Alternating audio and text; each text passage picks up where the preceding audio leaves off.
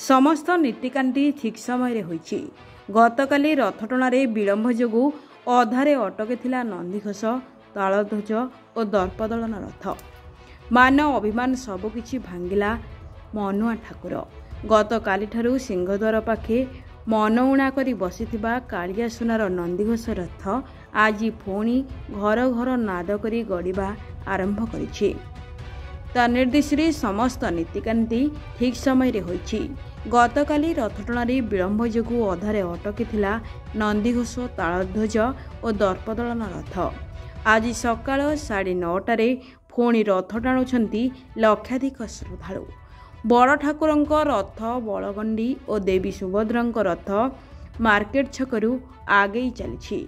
सेपटे सरकारंकर समस्त प्रस्तुति पर भी रथटणार होइतिबा अव्यवस्था घटना जगन्नाथ प्रेमी को भीषण असंतुष्ट करिछि। Bureau report, Odisha digital news.